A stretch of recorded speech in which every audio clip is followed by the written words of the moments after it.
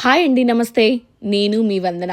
ఈరోజు స్పెషల్ అయితే సజ్జ బువ్వ అండి. ఎండాకాలంలో సజ్జ పువ్వు తినడం ఆరోగ్యానికి చాలా మంచిది, చలవ చేస్తుంది. అలాగే ఎన్నో హెల్త్ బెనిఫిట్స్ ఉంటాయి సజ్జల్లో.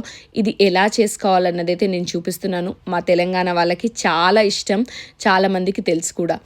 దీనికోసం ముందుగా ఒక గిన్నెలోకి 1 కప్పు సజ్జల్ని తీసుకొని వాటిని శుభ్రం చేసుకోవాలండి ముందుగా. ఎందుకంటే బేళ్ళు కానీ చెత్త కానీ లేకుండా చూసుకొని శుభ్రం చేసుకోవాలి. ఇలా శుభ్రం చేసుకున్న వాటిలోకి నీళ్లు వేసి ఒక 2 సార్లు బాగా కడగాలండి. నీళ్ళు వేసి కడిగిన తర్వాత ఆ నీళ్ళన్నీ మీరు చెట్లకు వేసుకోవచ్చు, లేదంటే డిస్కార్డ్ కూడా చేయొచ్చు. ఇప్పుడు వీటిలోకి మరి కాస్త నీళ్లు వేసి దీన్ని 8 గంటలైతే నానబెట్టుకోవాలండి. మిల్లెట్స్ ఎప్పుడు కూడా 8 నుంచి 10 గంటల వరకు నానబెడితేనే మంచిగా నానుతాయి. అలాగే మనకు ఈజీగా డైజెస్ట్ కూడా అవుతాయి అన్నమాట. తక్కువ నానబెడితే కాస్త బరకగా వస్తుంది, అలాగే కొద్దిగా పలకు విప్పకుండా ఉంటాయి కాబట్టి అరగదనమాట. అందుకని మంచిగా నానిన తర్వాత వీటన్నిటిని మళ్ళీ ఒక్కసారి వాటర్తో కడిగేసి నేను గ్రైండర్ పాత్రలో వేసుకుంటున్నానండి. వేసేసుకొని పల్స్ మోడ్లో నేను వీటిని కొంచెం బరకగా గ్రైండ్ చేసుకున్నానండి. మొత్తం పొడిలాగా కాకుండా ఇలా బరకగా గ్రైండ్ చేసుకోవడం వల్ల సజ్జ బువ్వ మంచి టేస్టీగా ఉంటుందండి. ఇలా బరకగా గ్రైండ్ చేసేసుకొని పక్కన పెట్టేసుకోవాలి. ఇప్పుడు స్టవ్ ఆన్ చేసి కడాయి పెట్టేసి నేను 1 కప్పు సజ్జలకి 6 కప్పులు లేదంటే 5 కప్పులైనా మీరు తీసుకోవచ్చండి. నేనైతే 6 కప్పుల వాటర్ని అయితే ఇందులో యాడ్ చేసుకుంటున్నాను. ఇక్కడ 5 లేదా 6 కప్పులు ఎందుకు అంటే కొద్దిగా క్వాంటిటీ లూజ్గా ఉండాలి అనుకున్న వాళ్ళు 6 కప్పులు తీసుకోవచ్చండి. కొద్దిగా టైట్గా ఉండాలి అనుకున్న వాళ్ళు 5 కప్పులు తీసేసుకొని వీటిలోకి నీరు మరిగేటప్పుడు కల్లుప్పు వేసుకొని కలిపేసుకోవాలండి. మంచిగా నీరు మరిగింది అనుకున్నప్పుడు మనం గ్రైండ్ చేసి పెట్టుకున్న సజ్జని ఇందులో వేసేసుకోవాలన్నమాట. ఈ మిక్స్చర్ అంతా వాటర్లో ఉడకాలి మంచిగా.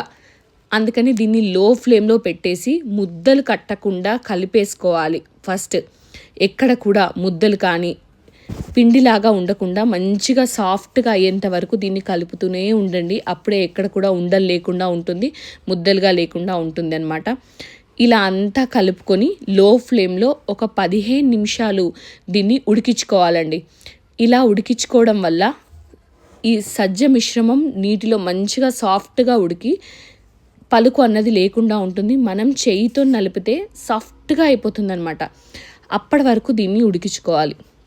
ఎప్పుడైనా మిల్లెట్స్ మన ఆరోగ్యంలో చాలా మంచి బెనిఫిట్స్ ఇస్తాయన్నమాట. అందుకనే ఇలా సమ్మర్ అంటే చాలామందికి వేడి చేస్తుంది. అలాంటప్పుడు ఇలా సజ్జ బువ్వ తినడం మంచిదండి. ఎన్నో హెల్త్ బెనిఫిట్స్ అయితే ఉంటాయి. అలాగే ఒంటికి చలవ కూడా వస్తుందన్నమాట. ఒకసారి అయితే దీన్ని ట్రై చేయండి. ఇలా కలిపేసుకొని మూత పెట్టేసుకొని 10-15 నిమిషాలు ఉడికిన తర్వాత మిశ్రమం అంతా దగ్గర పడిపోతుందండి. నేను వండిన ఈ సజ్జ బువ్వ ద ఇండస్ వ్యాలీ వెబ్సైట్లో తీసుకుంది. దీంతో ఏంటంటే మందం ఎక్కువగా ఉంటుందన్నమాట. అందుకని ఈ మందం ఎక్కువగా ఉన్న వాటిలో ఇలా సజ్జ బువ్వలు లేదంటే గడక చేసుకోవడం వల్ల అడుగు అన్నది మాడకుండా ఉంటుందండి. మీరు ఏ కంపెనీదైనా తీసుకోవచ్చు, కానీ అడుగు మందం ఉన్నది తీసుకోండి. లేదంటే మట్టి కుండలో చేసుకున్నా కూడా చాలా బాగుంటుంది. ఇలా అంతా దగ్గరగా పడిపోయిన తర్వాత దీన్ని స్టవ్ కట్టేసి ఇంకా ఇక్కడే ఈ స్టేజ్లో కూడా కొంతమంది ఆపేసుకుంటారండి. ఎందుకంటే లిక్విడ్గా కావాలి అనుకున్న వాళ్ళు. నేను కొంచెం దగ్గర పడినిచ్చానమాట. దగ్గర పడిన తర్వాత మీకు పలుకు కూడా విప్పిందా లేదా ఎలా ఉంది అన్నది పలుకు కూడా నేను ఇప్పుడు చూపిస్తానండి. చూసారు ఎంత పర్ఫెక్ట్గా పలుకు విప్పిందని. ఇలా దగ్గరగా అయిన తర్వాత నేనైతే స్టవ్ కట్టేసుకొని మూత పెట్టి ఇది కంప్లీట్గా చల్లారేంత వరకు అయితే నేను పక్కన పెట్టేసుకున్నానండి. మనము రాత్రి తినాలి అనుకున్నప్పుడు ఈవినింగ్ 4కి అలా 5కి చేసి పెట్టుకున్నాం అనుకోండి, రాత్రి వరకల్లా ఈ మిశ్రమం దగ్గర పడిపోతుంది. అలాగే తర్వాత మనకు ఈజీగా మనం పోపు అలాగే పెరుగు అన్నీ కలిపేసుకోవచ్చు అండి. దీనికోసం అయితే నేను ఇప్పుడు తాలింపునైతే వేసుకుంటున్నాను. స్టవ్ ఆన్ చేసి నేను తాలింపు కోసం తాలింపు తడకాని పెట్టేసుకొని దాంట్లోకి ఆయిల్ వేసుకుంటున్నానండి. ఇది తడక అనేది దీంట్లో కంప్లీట్గా ఆప్షనల్ అండి. నేను వేసుకుంటున్నాను ఎందుకంటే ఇక్కడ మనం వేసే ఎండుమిరపకాయలు అలాగే పోపు దినుసులతో మంచి టేస్ట్ వస్తుంది అని కంప్లీట్గా ఆప్షనల్. మీకు వద్దు తడక అనుకుంటే స్కిప్ చేసేయచ్చు. ఈ ఆయిల్ వేడైన తర్వాత దీంట్లోకి కాస్త జీలకర్ర, ఆవాలు, ఎండుమిరపకాయలు, శనగపప్పు అలాగే మినప్పప్పు, కాస్త కరివేపాకు కూడా వేసేసి అంతా ఒకసారి కలిపి స్టవ్ కట్టేసేసుకోవాలండి. ఇప్పుడు నేను కొద్ది క్వాంటిటీ తీసి పక్కన పెట్టేసుకొని దాంట్లోకి ఉల్లిపాయలు కట్ చేసుకునేవండి చిన్నగా చాప్ చేసేసి వేసుకోవచ్చు. అలాగే కొత్తిమీరని కూడా చిన్నగా చాప్ చేసి యాడ్ చేసేసుకొని నేను తీసుకున్న ఈ క్వాంటిటీకి ఒక 3 టేబుల్ స్పూన్ల పెరుగు అయితే పడుతుందండి.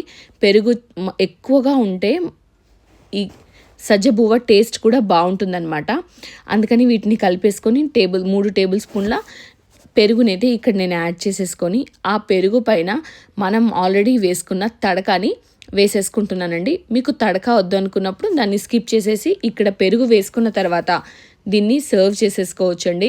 లేదు తడకతోని ఇంకా టేస్ట్ ఎక్స్ట్రాగా వస్తుంది అనుకున్న వాళ్ళు తడక కూడా ఇక్కడ యాడ్ చేసేసుకొని అంతా మంచిగా కలిపేసుకొని ఉల్లిపాయ అలాగే ఒక పచ్చిమిరపకాయ పెట్టుకొని తింటే నెక్స్ట్ లెవెల్లో ఉంటుందన్నమాట.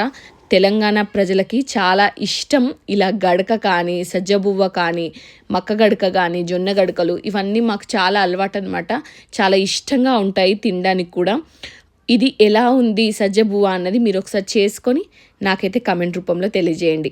అలాగే వీడియో నచ్చితే లైక్ చేయండి, షేర్ చేయండి. ఈ సజ్జబువ్వ రెసిపీ కనుక మీకు నచ్చితే మీ కమెంట్ నాకైతే చెప్పండి బాగుంది అని. అలాగే మన ఛానల్ని సబ్స్క్రైబ్ చేయడం మాత్రం అస్సలు మర్చిపోవద్దు. Thanks for watching. బాయ్.